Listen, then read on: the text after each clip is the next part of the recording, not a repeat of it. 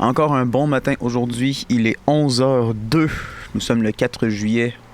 Je vous salue frères et sœurs, j'espère que vous passez des bonnes vacances d'été pour ceux et celles d'entre vous qui sont aux études comme je le suis moi-même.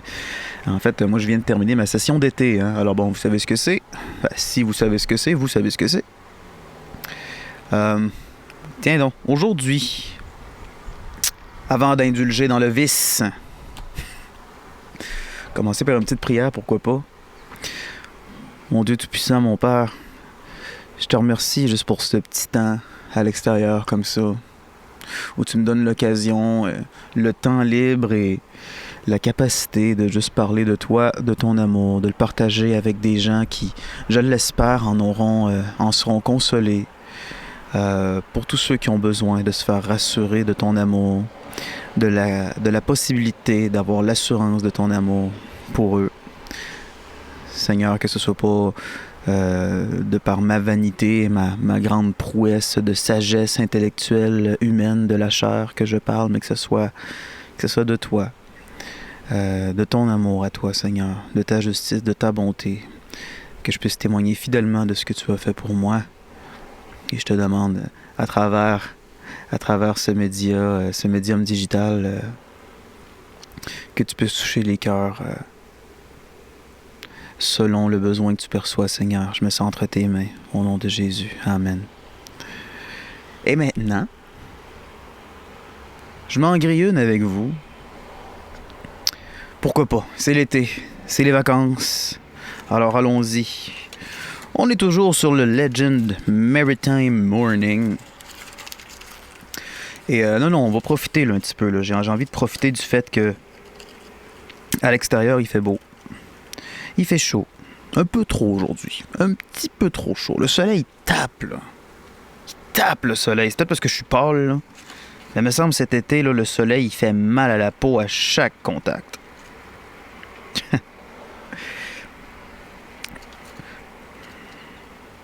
Alors, attendez un petit peu que je remplisse ça, là. On va se le remplir quand même beaucoup parce que, bon, je sais pas, j'en ai pour combien de temps de jaser. On va remplir ça, là, quand même très, très bien, là. Très rempli comme pipé. En fait, aujourd'hui, j'ai envie de parler de quelque chose de personnel et de très simple. C'est-à-dire que je souffre énormément d'anxiété. L'anxiété généralisée, j'imagine, le trouble panique. Et j'espère aujourd'hui peut-être venir à la consolation de d'autres personnes qui sentent ça. Moi, j'aurais aimé que quelqu'un en parle. Surtout il n'y a pas si longtemps là, que c'était encore pire. J'avais pas grand monde à qui en parler. J'en parlais à ma famille, tout ça, mais quand on est un jeune chrétien récemment converti, vous savez, c'est extrêmement dangereux d'être seul. Extrêmement, là. On peut trop facilement s'enfermer dans nos propres idées. On peut trop facilement faire des faux pas, là. Prendre des chemins qui, en cours de route, sont erronés, mais qu'on n'a pas vraiment de façon de le savoir. Un peu comme quand on conduit notre voiture, on n'a pas moyen de savoir si on a des lumières de frein brisées ou pas. Il faut que quelqu'un d'autre nous le dise.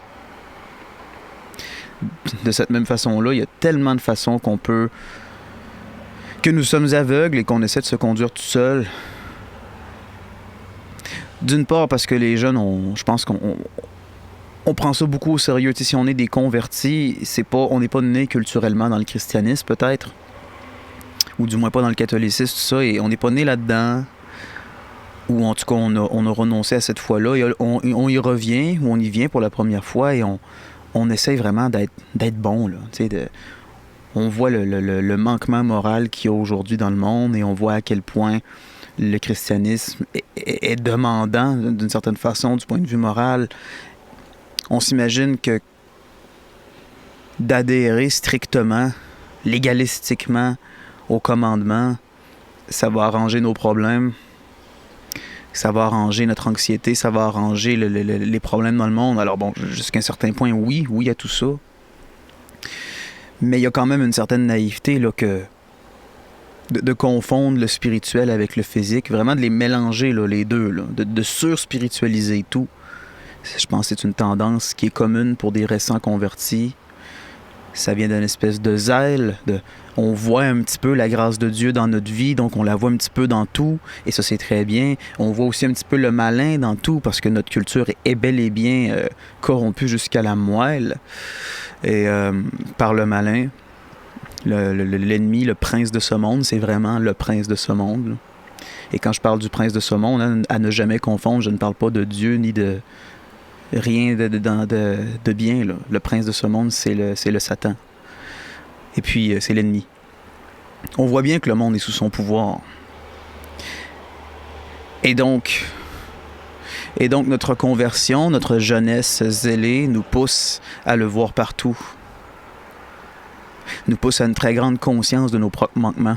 Et ça, c'est pas une mauvaise chose, mais ça peut être disproportionné, ça peut prendre toute qu'une tournure angoissante, vraiment, là. Mais bon, bref. Moi, je m'allume ça. Vous faites ce que vous voulez.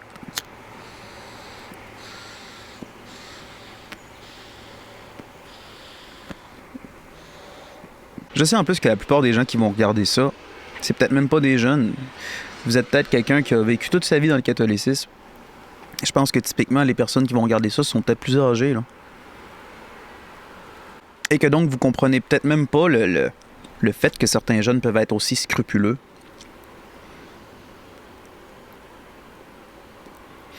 Parce que la tendance depuis les années 70 à peu près du catholicisme, ça a été de rendre le christianisme beaucoup plus facile, hein, que Jésus c'est notre ami, puis qu'on est tous corrects dans le fond, puis que l'important c'est de se sentir bien, d'être une bonne personne, puis finalement l'enfer existe peut-être, mais pour les pires des pires, là, les vrais crapules.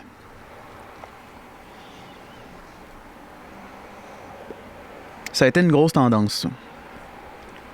Donc je pense que c'est pour ça que les jeunes convertis aujourd'hui surcorrigent.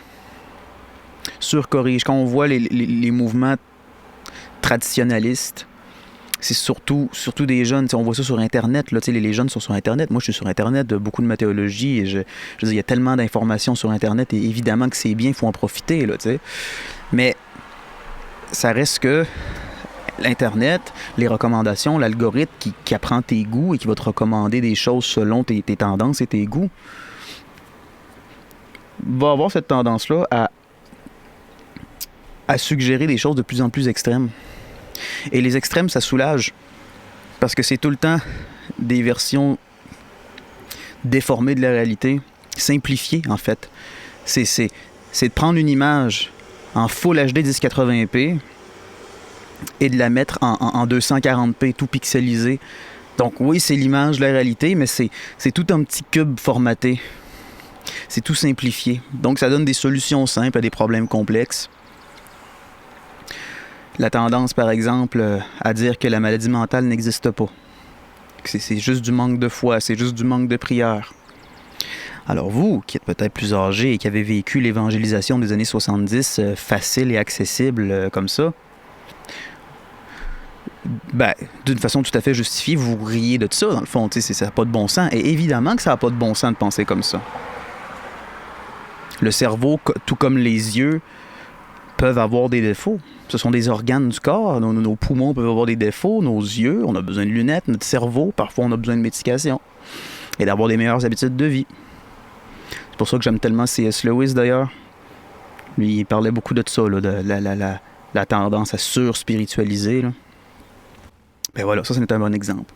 La maladie mentale, ça n'existe pas. Bon, voilà. La messe, il faut qu'elle soit en latin. Faut que les femmes soient voilées à l'église. C'est tous des points qui peuvent être bons pour certains, mais qui sont libres à la discussion, qu'il n'y a rien de dogmatique d'établi là-dessus. Faut faire attention à cet extrémisme-là. Parce que oui, l'Église est allée trop loin. D'un deux bords. Depuis toute son histoire. La tendance médiévale, c'était le légalisme ultra rigide, ultra scrupuleux. C'était maladif, là, bien raide. Là. Et la tendance après ça, années 70, 2000, tout ça, avec les messes de clowns, les pizzas à la messe. Moi, tant qu'à moi, par exemple, genre les messes country là, qu'il y a, là. Ça, je trouve ça très inapproprié, vraiment. Là. Vraiment, vraiment. Là. Donc, moi, je trouve que l'Église est allée dans les deux extrêmes. Ça pendule, là. Ça balance comme un pendule. D'une certaine façon, c'est normal que ça fasse ça. Mais donc, oui, il y a une certaine forme chez les jeunes de vouloir répondre par la surcompensation légaliste et traditionnaliste au dérap libéral trop progressiste qu'il y a eu.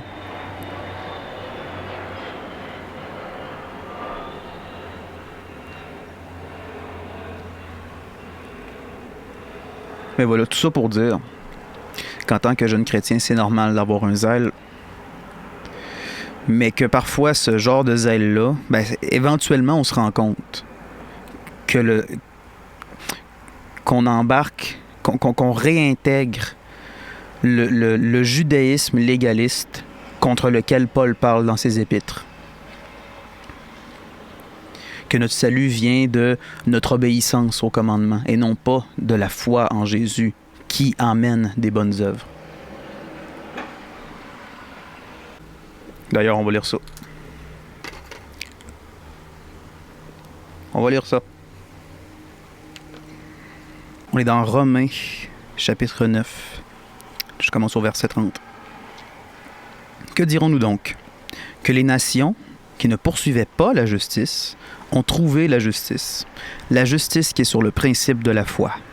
Mais Israël, poursuivant une loi de justice, n'est point parvenu à cette loi. Pourquoi? Parce que ça n'a point été sur le principe de la foi, mais comme sur le principe des œuvres. Car ils ont heurté contre la pierre d'achoppement, selon qu'il est écrit. Voici, je mets en Sion une pierre d'achoppement et un rocher de chute, et celui qui croit en lui ne sera pas confus. Et le rocher en question, c'est Jésus.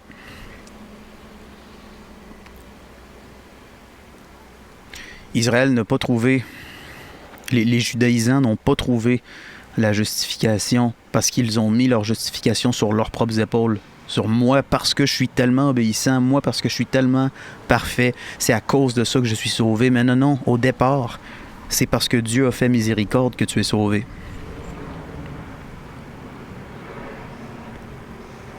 Alors le jeune chrétien, il voit à quel point il est une racaille, il voit à quel point il a été mauvais, à quel point il est une ordure finalement, à quel point il est pécheur. Il voit à quel point beaucoup du mal qu'il y a dans sa vie provient de son péché, de sa propre désobéissance, qu'il a dans une certaine façon participé à rendre sa vie et celle des autres pire. Il le voit ça et il va mettre sa foi en Jésus. Très bien, parfait. Et il va s'appliquer à obéir au commandement, ce qui est très bien aussi, bien sûr. Par peur de revenir à cette situation douloureuse qu'il a voulu fuir, ce jeune hypothétique, qui n'est pas du tout moi bien sûr, ce jeune hypothétique va peu à peu placer son salut, non plus sur la miséricorde de Dieu, mais sur ses propres efforts pour être conforme à la volonté de Dieu. Et ça, je suis désolé les enfants, mais c'est impossible. On va lire un autre passage. Romains, chapitre 3, on est au verset 10. Il n'y a point de juste, non, pas même un seul. Il n'y a personne qui ait de l'intelligence. Il n'y a personne qui recherche Dieu. Ils se sont tous détournés. Ils se sont tous ensemble rendus inutiles. Il n'y en a aucun qui exerce la bonté. Il n'y en a pas même un seul. C'est un sépulcre ouvert que leur gosier. Ils ont frauduleusement usé de leur langue. Il y a du venin d'aspic sous leurs lèvres. Et leur bouche est pleine de malédiction et d'amertume. Leurs pieds sont rapides pour verser le sang. La destruction et la misère sont dans leur voie, et ils n'ont point connu la voie de la paix. Il n'y a point de crainte de Dieu devant leurs yeux. Or nous savons que tout ce que la loi dit, elle le dit à ceux qui sont sous la loi, afin que toute bouche soit fermée et que tout le monde soit coupable devant Dieu. C'est pourquoi nul chair ne sera justifié devant lui par des œuvres de loi, car par la loi est la connaissance du péché.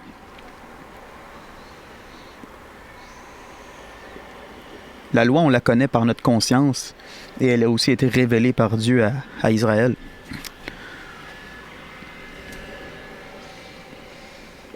Donc nous sommes tous inexcusables, nous sommes tous des pécheurs.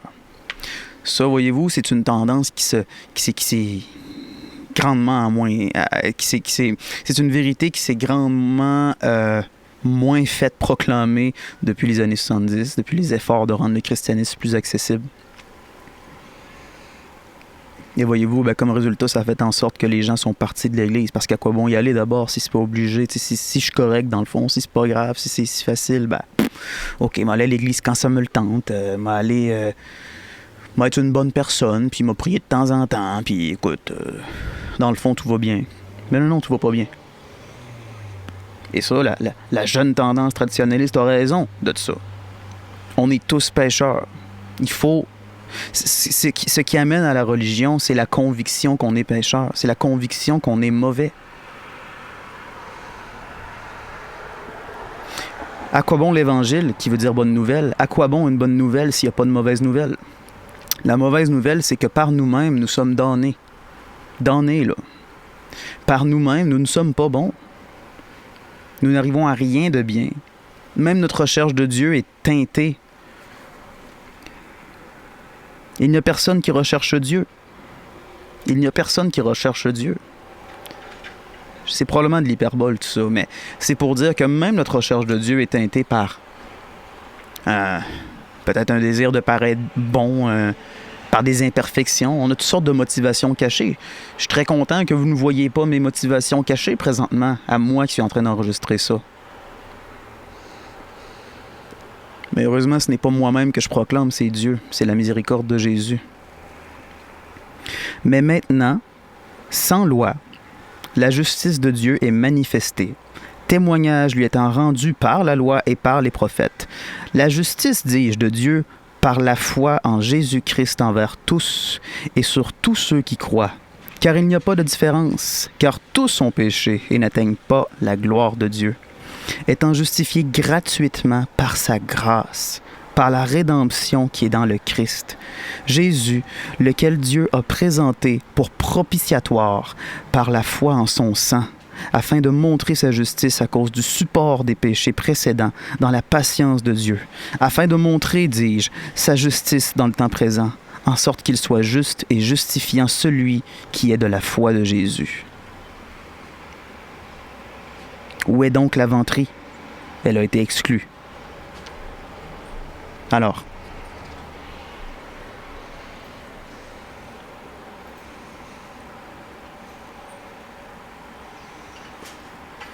je lis ces passages-là parce que c'est pour éviter deux tendances. La tendance de dire que le péché, dans le fond, ça n'existe pas vraiment.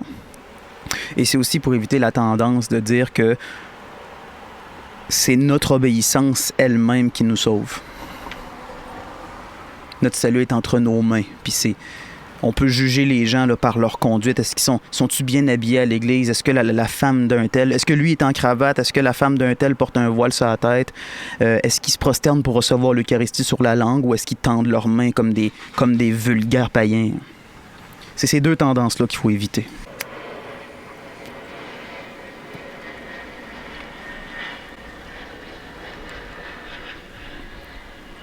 L'anxiété dans tout ça, c'est quoi le rapport? Eh bien, c'est qu'une des choses à laquelle je croyais avant, il n'y a pas si longtemps, c'est que mon anxiété était un signe de mon état de grâce.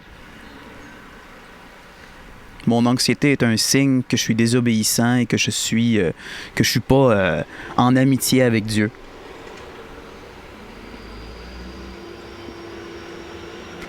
Mon anxiété est un signe de ma destinée éternelle. Si je me sens bien puis en paix, ça veut dire que je suis sur la bonne voie, je suis sauvé. Si je suis anxieux et déprimé, ça veut dire que je suis sur la mauvaise voie, je t'avais d'être condamné. Puis finalement, je suis peut-être pas prédestiné. Puis finalement, peut-être que je suis foutu d'avance. Encore une fois, pour vous qui écoutez et qui êtes peut-être issus d'un courant théologique beaucoup plus libéral, eh bien, ça fait peut-être rire un peu. Ça n'a peut-être pas de bon sens ce que je dis là. Et effectivement que ça n'a pas de bon sens ce que je dis là, mais il faut comprendre que moi j'ai pensé ça et que les jeunes zélés légalistes le pensent aussi. Pas tous, certains qui font de l'anxiété, qui sont dépressifs, tout ça, qui sont fragiles à ces choses-là. Ben, quand on est seul à cheminer dans la foi, dans une nouvelle foi qui apporte tellement de vie et tellement de bien qu'on a envie comme de la suivre parfaitement, ben, c'est que c'est pas une mauvaise chose, c'est que ça peut donner lieu à ces dérapages-là, qui sont des dérapages de l'autre côté, du côté légaliste et traditionnaliste.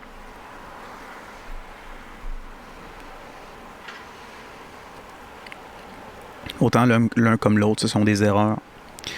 Et la vérité de la parole de Dieu nous corrige de ces instincts-là. Parce que même dans notre obéissance, finalement, ce qu'on cherche, c'est on cherche à être rassuré. Mais ce qui nous sauve, ce n'est pas notre obéissance. Ce qui nous sauve, c'est la miséricorde de Dieu à laquelle on croit. Et c'est cette croyance-là, c'est la foi en la pure miséricorde de Dieu. Alors que nous étions ennemis, Jésus est mort pour nous. Avant qu'on soit dans la foi, Jésus est mort pour nous. Si on a foi à ça, là, ça va donner des bonnes œuvres. Ça va tranquillement, pas vite, changer notre cœur. Ça va tranquillement, pas vite, nous transformer, nous sanctifier. Mais il faut jamais oublier non plus que, comme j'ai dit tantôt, tout comme tout organe de notre corps peut être malade, notre cerveau aussi peut être malade. OK, finalement, le message de cet épisode, c'est quoi? C'est que mes yeux sont malades, ils ont besoin de lunettes. Peu importe à quel point je prie, ben, si Dieu le veut, il pourrait très bien me guérir des yeux. Là. Très, très bien. Très, très bien. Bien sûr qu'il le pourrait s'il le veut. Mais tout comme mes yeux sont malades et qu'ils ont besoin de lunettes, le cerveau est un organe du corps. Il peut être malade aussi.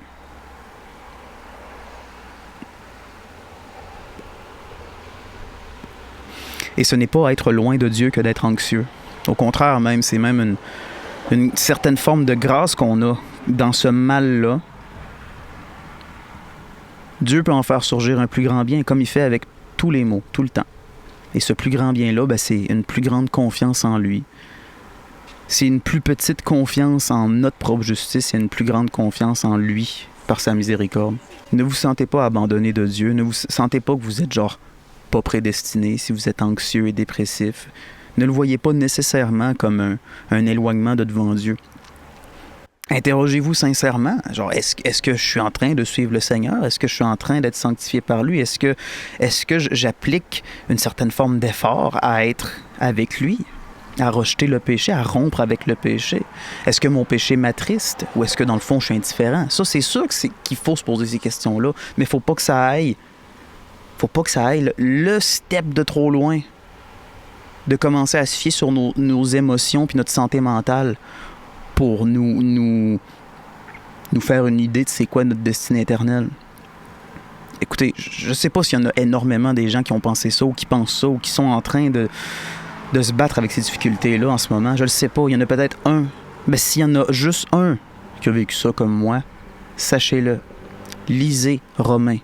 Lisez l'Épître aux Romains. Lisez le chapitre 3 de l'Épître aux Romains. Et laissez la paix de l'Évangile pénétrer dans votre cœur. On va lire un autre passage. Un psaume cette fois. Le psaume que j'ai lu aujourd'hui, parce que je lis les psaumes ces temps-ci. À la messe et dans les lectures quotidiennes, on a des bouts de psaumes. Mais parfois, c'est bien d'en lire un intégralement. Psaume 31 ou 30. Verset 8. Que j'exulte et jubile en ton amour. Toi qui as vu ma misère, connu les angoisses de mon âme. Tu ne m'as point livré aux mains de l'ennemi. Tu as mis au large mes pas. pitié pour moi, Yahvé. Je suis dans la détresse. Les pleurs me rongent les yeux, la gorge et les entrailles. Car ma vie se consume en affliction et mes années en soupir. Ma vigueur succombe à la misère et mes os se rongent. D'autres traductions vont dire que mes iniquités sont nombreuses. Je suis pécheur, je suis dans l'affliction.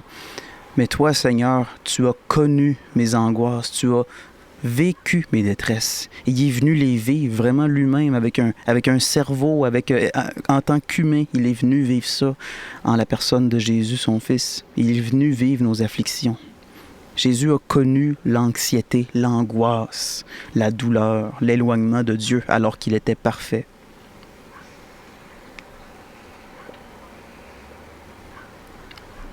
C'est pour ça que je vous dis, ne voyez pas en votre anxiété